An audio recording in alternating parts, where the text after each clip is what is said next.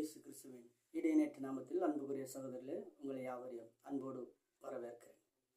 இந்த நாளிலும் ஒரு செய்தியின் தலைப்பு, மனிதர்கள் நம்மை கனம் பண்ண நாம் செய்ய வேண்டியவை என்ன என்றால், ரூத்தின் புஸ்தகம் 2வது அதிகாரம் 10வது வசனம்.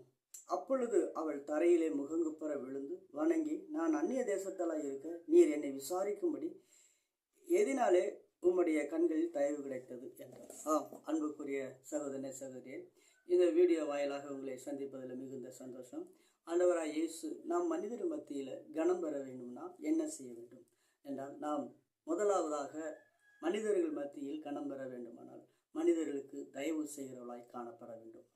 அன்புக்குரிய சகோதரர்களே, சகோதரியே, இந்த ரூத்தின் புத்தகத்தில் போவாஸை வணங்குகிறாள் ரூத் வணங்குவதற்கு காரணம் என்ன என்றால், இந்த ரூத் வணங்குவதற்கு போவாஸை வணங்குவதற்கு காரணம் என்றால், அவளோ அந்நிய ஸ்திரீ. இந்த அந்நிய ஸ்திரீ இடத்தில் இவள் வந்த இடத்துல அவள் சொல்லுகிறான், அவளை விசாரிக்கிறான், அவளுக்கு தேவையானதை தண்ணீர் குடிக்கலாம் எல்லாம் என்றெல்லாம் அவளை விசாரித்து அன்போடு அவளை விசாரித்து அவளுக்கு தயவு செய்கிறான். அன்புக்குரிய சகோதரர்களே, நாமும் மற்றவர்களுக்கு தயவு செய்யும் பொழுது நம்மையும் மனிதர்கள்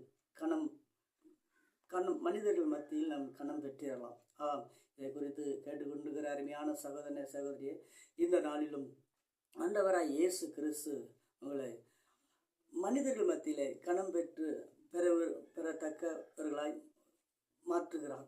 அவருக்கு நாம் தயவு உள்ளவர்களாய் காணப்பட வேண்டும். நாம் மற்றவர்களுக்கு தயவு செய்யும் பொழுது, வேதவசனம் ஒவ்வொரு மனிதனும் மற்றவர்களுக்கு தயவை செய்யும் பொழுது, தயவு உண்டு பண்ணும் பொழுது, கர்த்தர் நம்மை ஒவ்வொரு மனிதர்களையும் கர்த்தர் மற்றவர்கள் பாதையில் நம்மளை கனம் பண்ணுகிறார். இதை கேட்டுக்கொண்டிருக்கிற அருமையான சகோதரனே, நீயும் மற்றவர்களுக்கு தயவை செய்யும் பொழுது உன்னை மனிதர்கள் கனம் பண்ணுவார்கள்.